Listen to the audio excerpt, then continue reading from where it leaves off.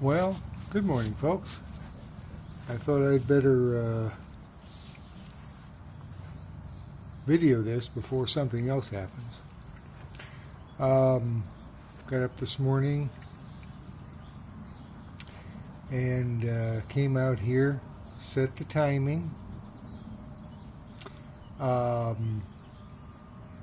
which, of course, is no fun. You know, you unscrew the well, for one person, you unscrew that, whoop, look for the mark, straight up and down in this case. I had no idea. They changed marks. I don't know what's in this motor, other than being a stroker motor and 88 cubic inch, because the nuts up here, if you can see them, the nuts, if they're 12-point nuts, that's what the guy that built the heads, Jeff Flora, said. Without doing some type of volumetric filling the cylinders and seeing what you pull out of them or something, without disassembly.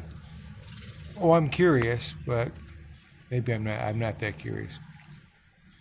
But it's a line. It's a line. So, and then it's got the two dots for rear. And then I think it's a single dot for the advance, but I've checked both of them, and as long as you set the top dead center just coming into the hole, because it goes this way, just coming into the hole, because always I guess the motor rotates the direction like the tires, the way you're going. So just coming into the hole, then I set my, got my timing light, or my light, and then just hook it to ground and then to right here, and then you of course you got it. It looks like the, because I marked it, that's the little one, that's front cylinder, and that's the back one is long cylinder. I've read about that. I was just curious, why is one bigger, one smaller? I pretty much, I'll have to read it several times, but there's some type of scientific mechanical that it needs to be that way. So, okay, so I was just curious. But yeah, hook the timing light up here and then ground anywhere else you want. Turn the ignition on and keep working it back and forth, the plate, loosen it up.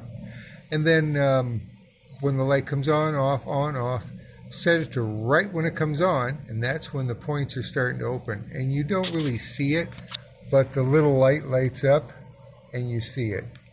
So I set that there and marked it. The thing is, that started this whole thing, like I say, I put the different exhaust. This is the one I have on it, and that's the one I made, and I capped it off because I can't go through because of the shift lever, because it has the Sputh transmission. It shifts different. Okay, so that's fine. So I put the original ones on, which were like those. And I think that, of course, you know, changes something in the carburetor. I originally put the little bit bigger pilot jet in there. And it seemed that morning, man, it was running great. You know, you hit second, you hold on, you know. But then it started, you know, doing, I thought, well, I'll put new points in because they're original for the plate that I put in there. And I got the new blue point, or they're called blue something or other. And I used to use them in the Chevy trucks, and I think I put them in K's 57 over there too. But the thing is, let me put my glasses on. When you go changing points, and I thought, well, you know, they're all going to be the same.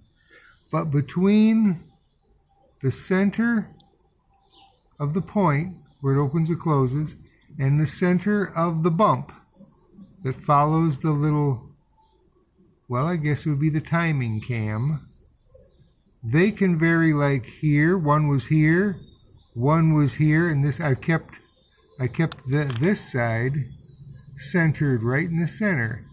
Well, I got several different ones. I've had a couple. I've saved a lot of stuff. Let's put it that way. But yeah, they're you know, anytime you change points, and lo and behold, either I don't remember or what have you, I never remembered or I never knew. But you change points, and those are the blue ones in there, because they're kind of nice. They got the little sponge that you put little oil on, so it oils everything up, and then you can tell they're made better. Yeah, that changed the whole thing. That changed the whole dynamic of the running thing. So I was all set this morning, tear the carb apart, clean it all out. Didn't know if I got some epoxy in a orifice I shouldn't have, even though I see nothing when I drilled the passage to hold the new see, I put a stud in there and a nut on it. So if I ever want to change it for the shorter ones, which I might, because it takes a quick bend for the throttle cable, and I guess it's, you know, you can use certain throttle cable and this and that and stuff. So I did get the short ones, the shorty ones here too, but I've stuck with those for now. Yeah, changing so much at once. I mean, I'm starting stem to stern. Of course, now I got to work on getting that, get the 2 to 1 to match the 2 to 1, and I got to figure out the spacer. The spacer integral with the spinner on there, the sender. So I'll take the front tire off, and I think I can get one, so I don't have to add a spacer when I get one. Maybe I can get one that's all in one like mine is. But yeah, you know, one thing escalates to something else, and but even last night, it would even work, because I was just turning it to where it ran best, and I would advance it to where, you know, it would like start hot, kind of hard a little bit, and backed it off, and because it had trouble getting over the hump, you know, to fire off. So if you're ever going to change points, you know, it's almost like you got to check your timing, because of the space between the rubbing block and the center of that must make a hell of a difference. And in the back of my mind, and coming to the front of my mind finally, I think I understand that. I thought points is points. They fit. You buy them for the Harley, you know, bammo. No. So I think that hopefully that had been the whole thing. I went around the block and down around the street this morning. I thought, you know, hey, before I tear the carb and put the smaller pilot jet in, because I'd went up from 29.5 to like 30, and then you can go up to like 32 in the stroker per S&S, their little instructions. But I thought, well, we'll just keep that one in there.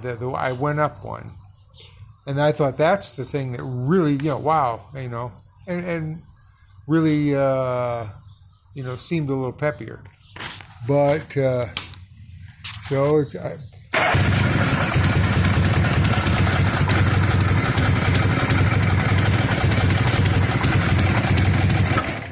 oops.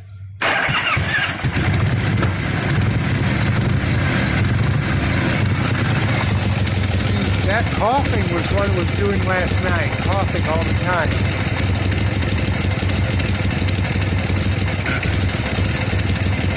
So I don't know. It seemed great. We'll see how things go.